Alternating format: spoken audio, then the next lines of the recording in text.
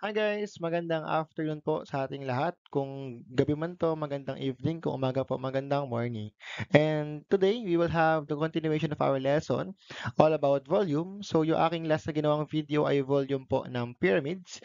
Ngayon naman po, we will discuss about the volume of cones and spheres. Bakit ba nakabukod ang discussion ng cones at ng sphere? So let's start muna sa cone. So ang cone po ay para rin siyang pyramid, but this time kasi ang base niya po ay isang circle. So kapag circle ang base niya, wala siyang mga edges, so hindi siya matatawag na pyramid. Tsaka yung kanyang mga gilid kasi hindi naman talaga siya triangle.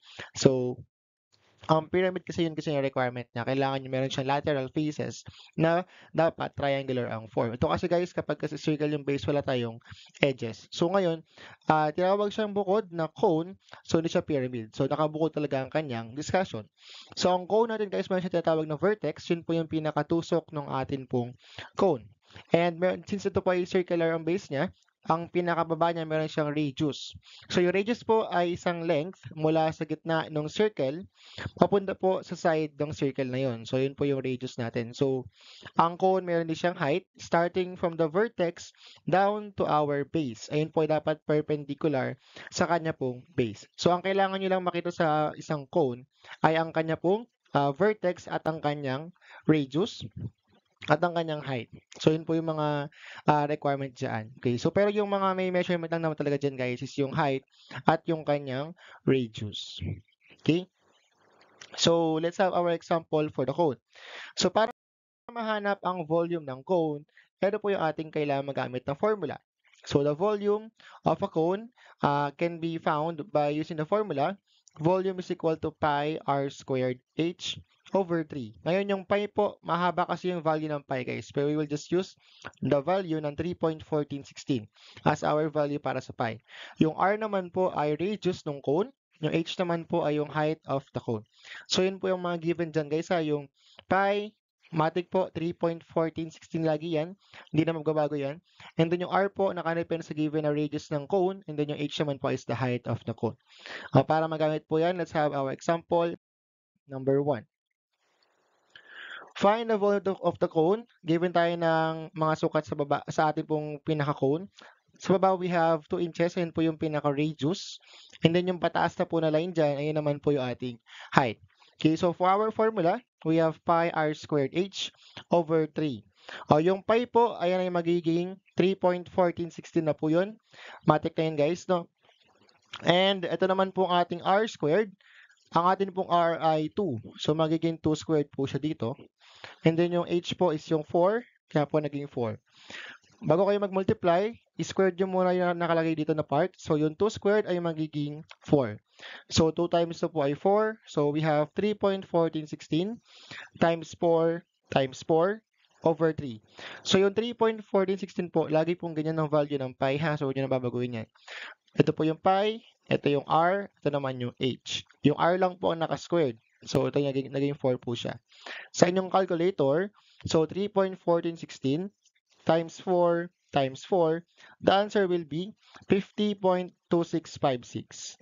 And then 50.2656 divided by 3, our answer rounded off po into 2 decimal places, that will become 16.76 inches cube. Bakit po naging inches cube? Kasi po ang ginamit po sa ating problem ay inches. Lalagyan nyo lang po ng cube kasi po volume po ang ating kinukuha. So, sa solution nyo po, huwag nyo munang i-round up yung sagot. Kung nakalagay dyan ay maraming decimal, kukopyahin nyo po lahat ng decimal doon. And then, mag-iiwan lang kayo ng dalawa kapag final answer na po. Okay, so our answer po ay 16.76. Let's have our example number 2.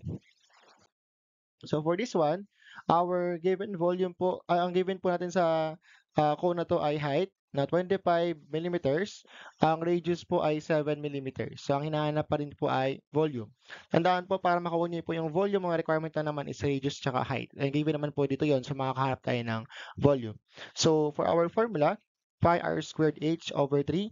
Yung pi nga, lagi po yung 3.1416. So yung r natin this time ay 7. Galing po yan dito. So, naging 7 squared.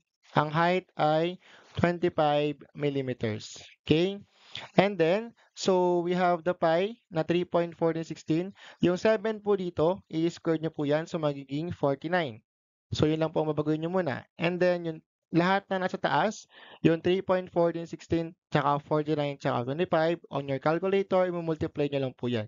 The answer will be 3,848.46 and then divided by 3. So, pag divide sa 3, ang lalabas dyan ay 1,282.82 cubic millimeters or millimeters as naka-cube. So, kung ano po yung ginamit na unit sa given, yun yung po gagawin sa pinakadulo, lalagyan nyo po ng cube kasi volume po ang pinapakuha. So, yun po ang pagkuha ng volume ng isang cone. Now, let's have our sphere. So, ang sphere naman po ay isang 3D shape na bilog, no? So, pag may nakita kayo mga jollen, mga bola, ayan, sila ay isang example lang, sphere.